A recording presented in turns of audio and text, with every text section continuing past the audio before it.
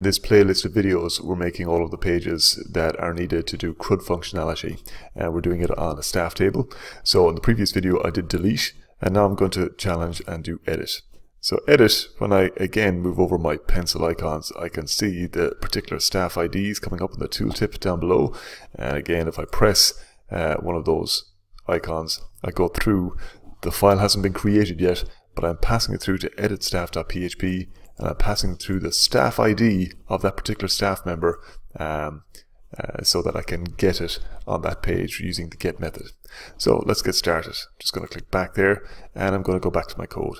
I'm just now after creating my edit staff.php page, and again I used one of the other pages that I created already as a template. And just like my delete page, I needed to get the actual staff ID that was been passed once the user clicks on the edit icon. We're getting that staff ID from the address bar, and we're assigning it into a variable called staff ID. Once I've gotten that staff ID into that staff ID variable, I then go along and I create my SQL statement by assigning it into an SQL variable. Select all from tstaff, where staff ID is equal to the staff ID that has just been passed over from the previous page. And straight away I run that query. Now I want to quickly access the result that has come back from the array, and I'll do that again by using a while loop. So MySQL fetch array and drop in result. I'll pass it into this row variable, and to test that I can then create an echo statement and echo out the row array whatever is at the index that is labeled as, and I will pick staff underscore ID again as the value. Save that, and we'll just test it. So go back to my browser, refresh, and I should just see when I click on Jane Goodall that I should see the number 4 there come up, and I do. Now in this edit page, what we want to do is take all of the different values that are in each of the different fields in the tstaff table and put them into an actual text box ready for the user to edit them, and then when the user edits, they can click on the edit button and it passes through onto an update page. So to put this staff ID into an edit box, I can just put in an input type equal to text, and put the value as this row item, and we're just going to echo all of this out as a string. So that goes there. Stick on the row item into the value, better put quotes in there, and jump back into the string, close off the double quotes of the value, and then that is an edit box. So let's save that and just go back and refresh. So we can see now that the value is going into its own text box there. So I'll just return to my code, and going back to the code, we can fill out the rest of that idea with just a forename text box that's going to hold the forename and a surname text box that is going to hold the surname. Let's save that, go back and refresh and see what it looks like.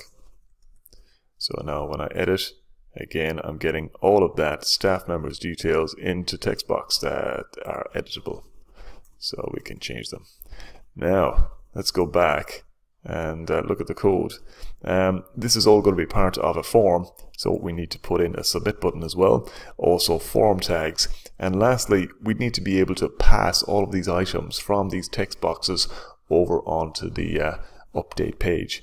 So I would need to name each of these different text boxes. And again, I'll keep my naming consistent. So I'm going to name the staff ID field, staff ID, forename and surname the same. So the name attributes are in there for forename and surname, and for staff ID. Won't make any difference in the way that it looks on the browser, but just it's set up to go into a form. Next thing I will do is I'll put in my form tags, and these can go outside the actual PHP script. I know I'm going to have them. It's going to create a form on this page, so I can put them here, and I will just pass this to a file called update staff.php, and my method is post. make sure on the other side of this PHP scriptlet, then I put in an N form tag. I could echo them out inside the PHP, but I know that they're going to be there anyway, so it is as well to put them outside the PHP. And then lastly, I just need to put in a submit button. So input type equals submit, and the value on that, just the text that shows up, I can put in as update staff. So let's take a look at how that looks in the browser. Back into my browser, just go back and refresh, and let's edit Jane. So I can see update staff there, that is ready to go. My name attribute seems to be leaking there. I'll just go back and fix that. So let's have a look. I inadvertently took off that double quote. So save. So that fixes that. And that is my edit staff.php page ready. And now lastly, all I have to do is create the actual page that's going to run the query. So anytime the user comes along, changes the different items in these text boxes, they click on submit, and that then passes all of the updated text onto the next page, and on the next page update staff, I'm going to update using an update SQL statement.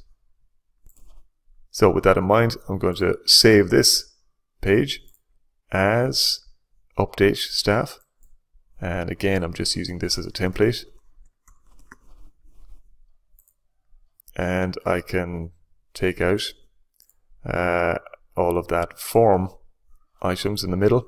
I'm just going to leave my database connection open and database close connection, and then I just start filling in the different items. So first thing is to take in each of the different post items that were passed in the post array and assign them into different variables. Then I write my SQL statement, and remember this is an update statement, and you can look up the update SQL syntax if you want. So update tstaff set, and pick out the different field names. The forename field, I want to set it to whatever the value is in that forename variable now. And the surname field, I want to set that to whatever the value is in the surname variable now. And I want to do that on any record where the staff ID is equal to the staff ID that has been passed. And then lastly, I run the query using the MySQL query function, passing in the connection and the SQL statement. Again, I'm using the same type of template that I used in the delete staff.php page, so you can refer to that earlier on in the in this playlist for a bit more of a description. Let's test that. I'm going to save it, go back to my page, just go back. I'm going to edit Jane this time, and Jane Goodall, I am going to update her name to Jane Ann Goodall. Update staff. Staff member Jane Goodall was successfully updated, and now go back to the actual page and refresh to show the staff, and I can see, yes, that student's name or that staff member's name has been updated. And similar to the delete page, I'm also going to put in a meta tag to refresh to show staff.php after 1 second. So that just makes it automatic that when I save it now, go back and edit Jane again, and this time I will go and change Jane's name to Jane Sarah Goodall. Update staff gives me the successfully updated alert, and it automatically goes back and refreshes to show staff without me having to click. So that is the update stream of dealing with the CRUD functionality on this staff table. Hope you enjoyed it. If you found it useful, please like and subscribe. And I'm now next in this playlist going to do the create of CRUD.